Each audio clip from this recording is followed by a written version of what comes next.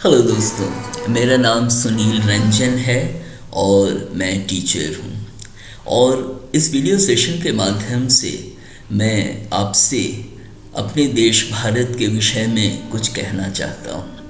तो हमारे देश की दिशा इन दिनों क्या है? क्या हमारा देश सही दिशा में जा रहा है? क्या आप संतुष्ट हैं? क्या हर भारतवासी खुश है?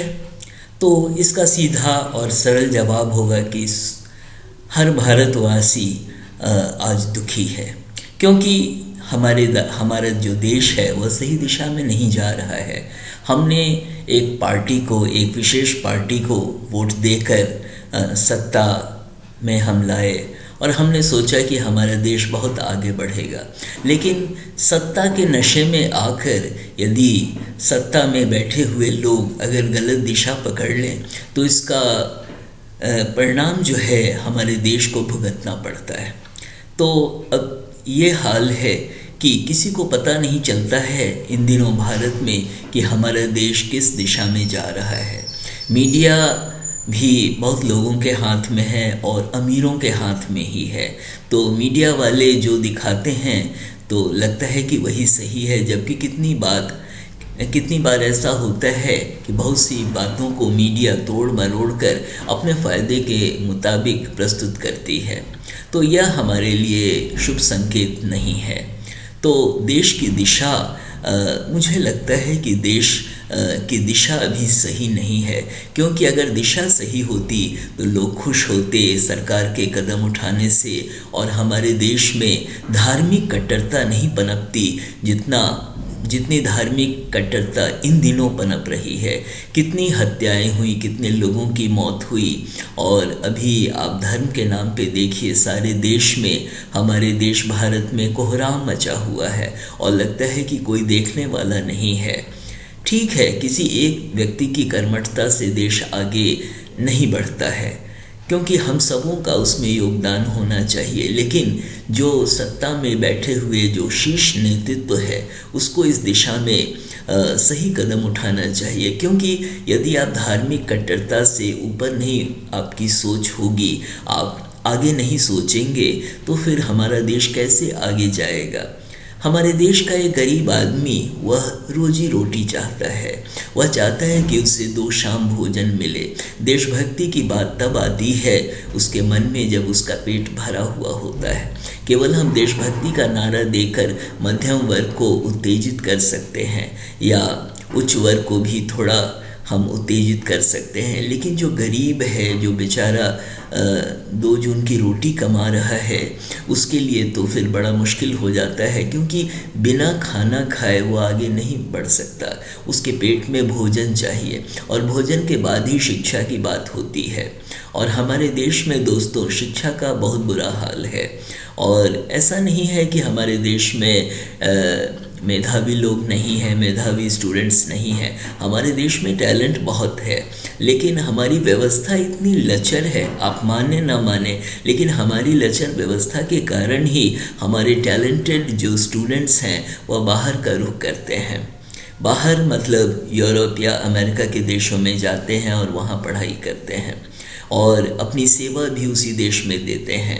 लेकिन उनकी पढ़ाई यहाँ होती है लेकिन सेवा दूसरे देश में देते हैं। तो इसका एक सबसे बड़ा कारण है कि हमारी देश की जो व्यवस्था है, जो हमारा राजनीतिक नेतृत्व है, वह इस दिशा में सही से काम नहीं कर रहा है। आप इस पार्टी को सपोर्ट करें या उस पार्टी को, बात पार्टी की नहीं होती है, बात देश की होती है।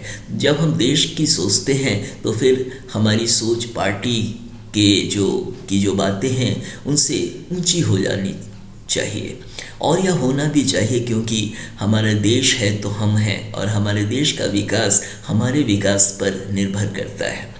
और हमारे देश को इन दिनों क्या संदेश जा रहा है, यहाँ पे ये हाल है हमारे देश भारत में। लोकसभा में भी जो कुछ नेता हैं वो वेल तक आ जाते हैं और धक्का मुक्की करने लगते हैं। क्या यही हमारा लोकतंत्र है? क्या इसी लोकतंत्र की कल्पना हमारे जो आज़ादी के दीवाने थे उन्होंने की थी? ऐसा नहीं था। हमने एक बहुत अच्छा सपना देखा है कि हम अपने देश को आगे बढ़ाएंगे, और हमारे जो वीर गति को प्राप्त हुए लोगों ने भी बहुत ऊंचा सपना सोचा था कि हमें अपने देश के लिए अपनी जान देना है ताकि हमारा देश आगे बढ़ सके। लेकिन जो देश में इन दिनों हो रहा है वह संतोषजनक तो बिल्कुल नहीं है, क्योंकि प्रेरणा अगर देश के नेतृत्व से नहीं मिलती है तो फिर देश के नेतृत्व में कोई गड़बड़ी है, क्योंकि देश का नेतृत्व को लोग देखते हैं कि वहाँ से सही संदेश आएगा तो हम उसके अनुरूप करेंगे। लेकिन देश के नेतृत्व को भी सोचना पड़ेगा कि उनके हाथ में जो सत्ता आई है, लोगों ने विश्वास किया है, उस विश्वास को लेकर वे देश को कितना आगे बढ़ाते हैं। और हमारी जो सरकारी संस्थाएं हैं, अधिकतर आप गौर करेंगे कि बहुत सारी सरकारी संस्थाओं को प्राइवेट सेक्टर को दे दिया गया है। इससे क्या होता है? आप सोचते हैं कि आप अमेरिका या यूरोप के देशों की नकल करके आप अपने देश को बहुत आगे बढ़ा लेंगे, लेकिन दोस्तों ये भी बात सही है कि हर देश की सच्चाई अलग होती है, और हर देश को समझना भी चाहिए कि उसको उसी की सच्चाई में आगे बढ़ते रहने की ज़रूरत है। प्राइवेट सेक्टर के हाथ में देने से दो बातें होती हैं, या तो प्राइवेट सेक्टर बहुत अच्छा काम करता है तो देश आगे बढ़ जाता है, और दूसरा पहलू ये भी है कि सरकारी निकम्मेपन के कारण प्राइवेट हाथों में हमारी संस्थाएं दी जा रही हैं। तो अगर सरकारी संस्थाएं निकम्मी हैं तो देश के नेतृत्व को यह चाहिए कि सरकारी संस्थाओं को चुस्त और दुरुस्त करें, क्योंकि अगर सरकारी संस्थाएं चुस्त और दुरुस्त होंगी तो फिर एक नई ऊर्जा का संचार हमारे समाज में होगा और लोगों को एक बल मिलेगा कि हमारा देश सही दिशा में जा रहा है। हम सरकारी संस्थाओं को भी काफ़ी चुस्त बना सकते हैं। हमारे जो IAS ऑफिसर्स हैं और हमारा जो ब्यूरोक्रेसी है, जो अफसर क्लास है, अगर वो अच्छी तरह काम करेंगे और उसमें राजनीतिक हस्तक्षेप नहीं हो तो वे बहुत अच्छा काम कर सकते हैं। लेकिन अगर कोई नया अफसर बन के आता है तो पहले 1-2 साल तो अपने पूरे शवाब में रहता है, लेकिन धीरे धीरे वो देखता है कि व्यवस्था इतनी नंगी हो चुकी है, इतनी भ्रष्ट हो चुकी है कि वह बेचारा फिर उसी में अपने आप को ढाल लेता है और फिर भ्रष्टाचार का सिलसिला चल पड़ता है। तो ये जो हमारी समस्याएं हैं इनको हमें देखना पड़ेगा, और हमारे जो मिनिस्टर्स हैं, हमारे अफसर्स हैं, हमारा जो राजनीतिक नेतृत्व है, उनको इस विषय में सोचना चाहिए। और हमारे संविधान में क्या क्या नहीं दिया गया है। हमारे यहाँ इतने कानून बन जाते हैं, लेकिन कानून का पालन होना बहुत ज़रूरी है, और जितने कानून बने हुए हैं उनका अगर सही ढंग से पालन हो तो हमारा देश बहुत आगे बढ़ सकता है। बस कार्यान्वयन की ज़रूरत है, और मैं उम्मीद करता हूँ कि इस वीडियो को हमारे नेतागण भी शायद देख रहे हों, अगर उन्हें समय मिले तो। और आप खुद सोचिए दोस्तों, क्या जो मैं कह रहा हूँ वो सही नहीं है?